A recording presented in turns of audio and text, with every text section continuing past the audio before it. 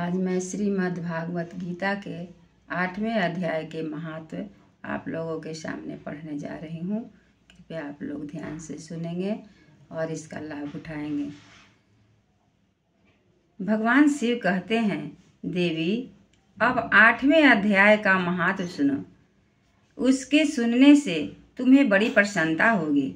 लक्ष्मी जी ने के पूछने पर भगवान विष्णु ने उन्हें इस प्रकार 8वें अध्याय का महत्व बतलाया था। दक्षिण में आमर्दकपुर नामक एक प्रसिद्ध नगर है। वहाँ भाव शर्मा नामक एक ब्राह्मण रहता था। उसने वेश्या को पत्नी बनाकर रखा था। वह मांस खाता, मदिरा पीता, श्रेष्ठ पुरुषों का धन चुराता, पराई स्त्री का व्यभिचार करता और शिकार खेलने में दिलचस्पी रखता था।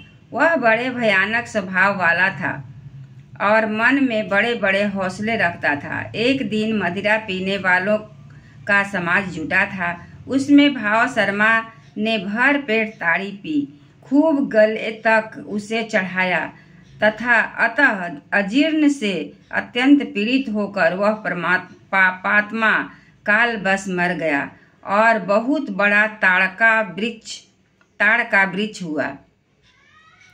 उसकी घनी और ठंडी छाया का आश्रय लेकर ब्रह्म राक्षस भाव को प्राप्त हुए कोई पति पत्नी वहाँ रहा करते थे। उनके पूर्व जन्म की घटना इस प्रकार है। एक कुशीवल नामक ब्राह्मण था जो वेदांग के तत्वों का ज्ञाता, संपूर्ण शास्त्रों के अर्थ का विशेषज्ञ और सदाचारी था। उसकी स्त्री का नाम कुमति था।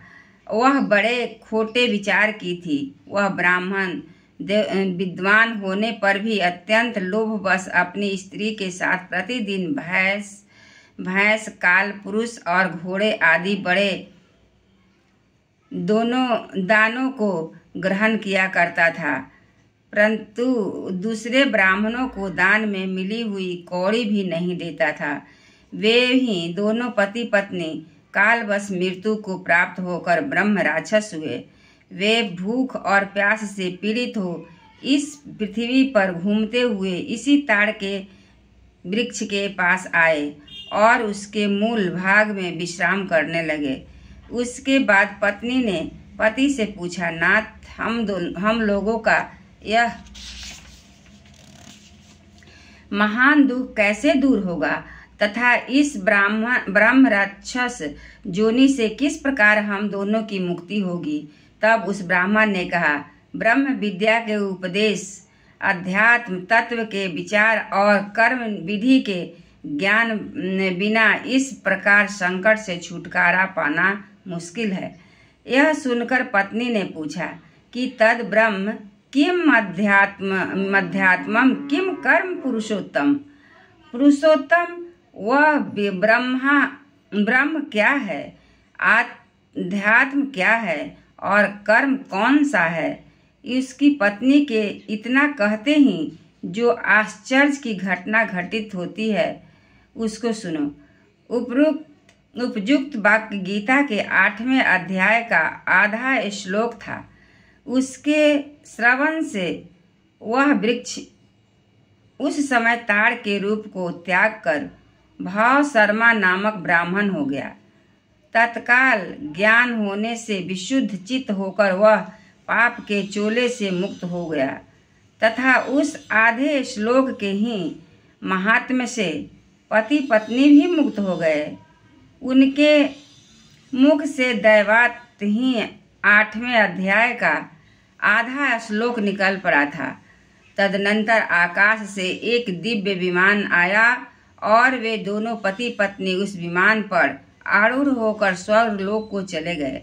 वहाँ का यह सारा वृत्तांत अत्यंत आश्चर्यजनक था। उसके बाद उस बुद्धिमान ब्राह्मण भाव शर्मा ने आदर पूर्वक उस आधे श्लोक को लिखा और देव जनार्दन की आराधना करने की इच्छा से वह मुक्तिदायिनी काशीपुरी में चला गया। वहाँ उस उदार बुद्धि वाले ब्राह्मण ने भारी तपस्या आरंभ की। उसी समय क्षीर सागर की कन्या भगवती लक्ष्मी ने हाथ जोड़कर देवताओं के भी देवता जगतपति जनार्दन से पूछा, नाथ, आप सहसा नींद त्याग कर खड़े क्यों हो गए? श्री भगवान बोले, देवी, काशीपुरी में भागीरथी के तट पर बुद्धिमान ब्राह्मण भाव शर्मा मेरे भक्ति रस में से परिपूर्ण होकर अत्यंत कठोर तपस्या कर रहा है। वह अपनी इंद्रियों को बस में करके गीता के 8वें अध्याय के आधे श्लोक का जप करता है। मैं उसकी तपस्या से बहुत संतुष्ट हूँ। बहुत देर से उसकी तपस्या के अनुरूप फल का विचार कर रहा था। प्रिय, इस समय वह फल देने को मैं उत्कंठित हूँ।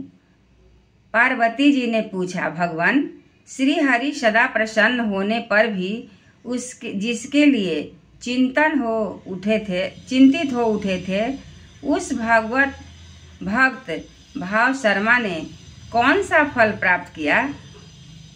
श्री महादेव जी बोले, देवी, द्विज श्रेष्ठ भाव शर्मा प्रसन्न हुए भगवान विष्णु के प्रसाद को पाकर अत्यंतिक सुख मोक्ष को प्राप्त हुआ तथा उसके अन्य वंशज भी जो नरक यातना में पड़े थे, उसी के शुद्ध कर्म से भगवत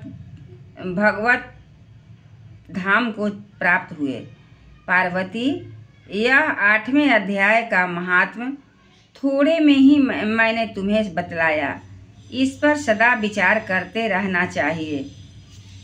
एक बार बोलिए श्री कृष्ण भगवान की जय।